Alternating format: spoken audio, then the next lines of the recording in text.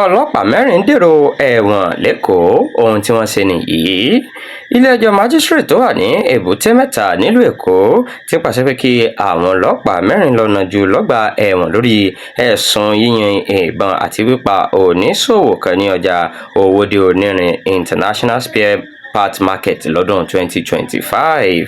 adájọ́ májísírèètì ọ̀hún ejiro kúmbẹ̀jẹ́ pàṣẹ lọ́jọ́ ajé monde ọ̀sẹ̀ yìí pé kí àwọn afurasí mẹ́rẹ̀ẹ̀rin tí orúkọ wọn jẹ́ manu bala ẹni ọdún mọ́kànlélógójì, jubrin smaila ẹni ọdún mẹ́tàdínláàdọ́ta, ibrahim garuba ẹni ọdún mọ́kàndínlọ́gbọ̀n àti ibrahim kashim ẹni ọdún mẹ́rìndínlọ́gbọ̀n wà ní ọgbà ẹ̀wọ̀n kirikiri tí wọn yóò fi gbé ìgbésẹ̀ òfin lórí wọn.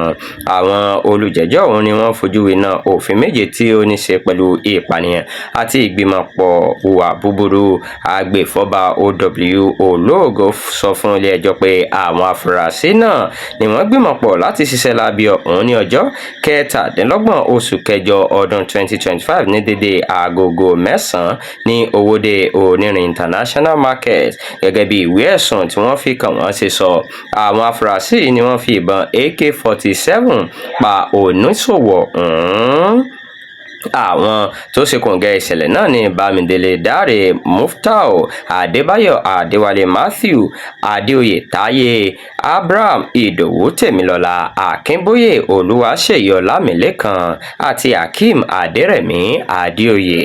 olóògùn tí wàá sọ pé ìwà ọ̀daràn ni ìwà tí wọ́n hù ọ̀hún tó sì ní ìjìyà lábẹ́ òfin ìwà ọ̀daràn ti ìpínlẹ̀ èkó ọdún 2015. wọ́n ti wá sún ìgbẹ́jọ́ náà síwájú di ọjọ́ kẹẹ̀ẹ́dógún oṣù kẹrin ọdún tí a wà yìí. nígbà tó ń sọ̀rọ̀ agbẹjọ́rò fáwọn oníṣòwò tí wọ́n pa ọ̀hún Fẹ́mi Fálànà SAN ní ìgbésẹ̀ ńlá ni bí wọ́n ṣe ti mú àwọn afurasí náà mọ́lẹ̀ tó sì ní nípasẹ̀ eléyìí ìdájọ́ òdodo yóò wà nílẹ̀ wa.